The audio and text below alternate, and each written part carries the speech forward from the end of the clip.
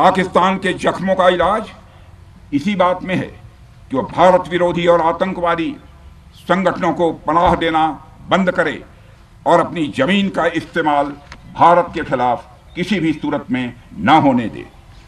साथियों, आपको याद होगा कि लगभग 21 साल पहले स्वर्गीय अटल बिहारी वाजपेयी जी के सामने इसी पाकिस्तान ने इस्लामाबाद में डिक्लेरेशन किया था कि अब उनकी धरती से आतंकवाद एक्सपोर्ट नहीं किया जाएगा।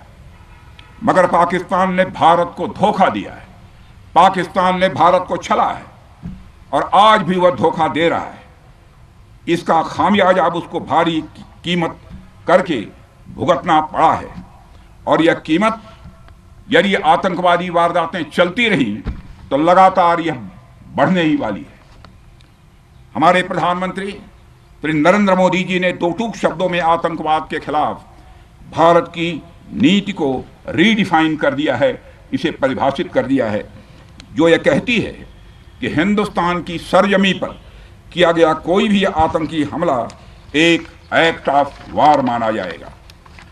दोनों देशों में जो अंडरस्टैंडिंग बनी है फिलहाल वह इसी बात को लेकर है कि सरहद पार से कोई बेजा हरकत अब नहीं की जाएगी।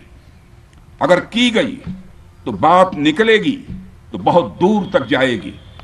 साथ ही हमारे प्रधानमंत्री ने यह भी साफ कर दिया है, आतंक और बातचीत कदापि एक साथ नहीं चलेंगे और अगर बात होगी तो आतंकवाद पर होगी और पाक ऑक्युपाइड कश्मीर पर ही होगी।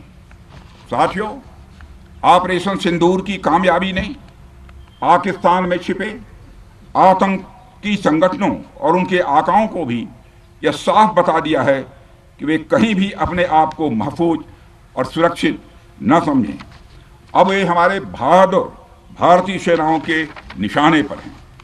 दुनिया जानती है हमारी सेनाओं का निशाना अचूक है और वो जब वो निशाना लगाते हैं तो गिनती करने का काम वह दुश्मनों पर छोड़ देते हैं। साथियों, आज आतंकवाद के खिलाफ भारत की प्रतिज्ञा कितनी कठोर है इसका पता इसी बात से चलता है कि हमने उनके न्यूक्लियर ब्लैकमेल की भी परवाह नहीं की है। पूरी दुनिया ने देखा है कि कैसे गैर जिम्मेदाराना तरीके से पाकिस्तान द्वारा भारत को अनेक बार एटमी धमकियां दी गई हैं।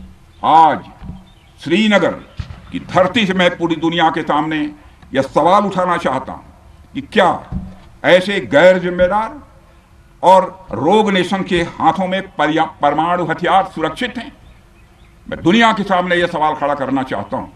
मैं मानता हूं कि पाकिस्तान के एटमी हथियारों को IAEA international atomic energy agency की निगरानी में लिया जाना चाहिए।